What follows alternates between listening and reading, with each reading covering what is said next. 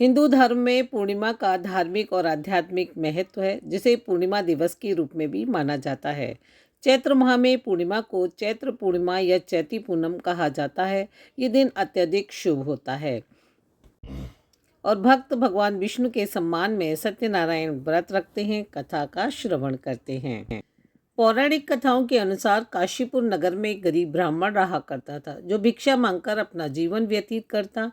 एक दिन उसे भिक्षा मांगते देख भगवान विष्णु ने स्वयं एक बूढ़े ब्राह्मण के रूप में गरीब ब्राह्मण के पास गए और कहने लगे, हे विप्र, श्री सत्यनारायण भगवान मनोवांछित फल देने वाले हैं। तुम उनका व्रत पूजन करो। इस व्रत को रखने से मनुष्य सब प्रकार के दुखों से मुक्त हो जाता है। साथ ही भगवान विष्णु ने ब्राह्मण से कहा कि सत्यनारायण भगवान की पूजा करने और व्रत रखने के लिए पूर्णिमा तिथि शुभ है।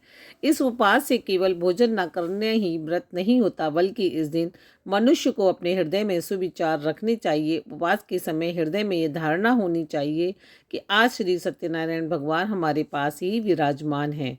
अतः अंदर व बाहर शुचिता बनाए रखें और श्रद्धा विश्वास पूर्वक भगवान का भजन पूजन कर मंगलमयी कथा का श्रवण करना चाहिए। यही नहीं, भगवान सत्यनारायण की कथा हमेशा संपूर्ण सुननी चाहिए और लिया गया संकल्प पूरा करना चाहिए। एक साधु वैश्य ने भी यही प्रसंग राजा उल्का मुख से सुना, किंतु उसका विश्वास अधूरा था। श्रद्धा में कमी होने के कारण उसने मन में प्रण लिया कि संतान प्राप्ति पर सत्यनारायण की पूजन करूंगा और कथा का श्रवण करूंगा। लेकिन उस पूजा के प्रभाव से उसके घर एक सुंदर कन्या ने जन्म लिया। पत्नी ने उसे व्रत की याद दिलाई। उसने कहा कि कन्या के विवाह के समय करेंगे। समय आने पर कन्या का विवाह भी हो गया, किंतु उस वैश्य ने व्रत नहीं किया।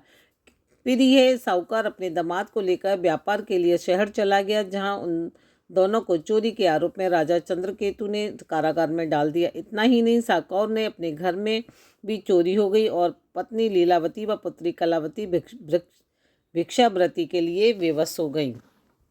एक दिन कलावती ने किसी के घर श्री सत्यनारायण का पूजन होते देखा और घर आकर माँ को प्रसाद दिया। तब माँ ने अगले दिन श्रद्धा से सत्यनारायण का पूजन कर भगवान से पति और दामाद के शीघ्र वापस आने का वरदान मांगा। श्री हरि प्रसन्न हो गए और स्वप्न में राजा को कह दिया कि वह दोनों बंदियों को छोड़ दें, क्योंकि वो निर्दोष हैं। राजा ने अगली सुबह उनका धन धान तथा प्रचुर द्रव्य देकर उन्हें विदा किया।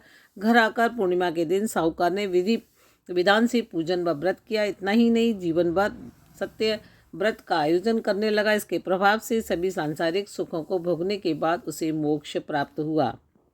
पुराणों के अनुसार चैत्र पूर्णिमा पर विधि विधान से पूजा करने पर श्री हरि विष्णु की विशेष कृपा मिलती है। चंद्रदेव व्रती को मनोवांछित फल देते हैं। पति पावनी गंगा में स्नान से सभी दुख दूर हो जाते हैं। दान करने से चंद्रदेव प्रसन्न होते हैं, जीवन में समृद्धि का आशीर्वाद देते हैं।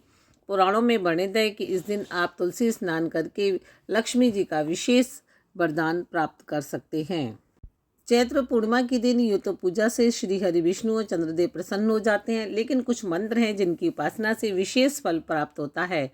ओम नमो भगवती वासुदेवाय नमः, ओम नमो नारायण, ओम चंद्राय नमो नमः। इन मंत्रों का 108 बार जाप करने से, इनका उच्च ध्वनि से उच्चारण करने से श्री विष्णु और चंद्रदेव जल्दी प्रसन्न होते हैं, भक्तों की मनोकामना पूर्ण करते हैं। आई होप मेरा वीडियो पसंद आया हो तो लाइक एंड शेयर अवश्य करिए। मिलते हैं अगले वीडियो में नई जानकारी के साथ। तब तक के लिए नमस्कार, धन्यवाद।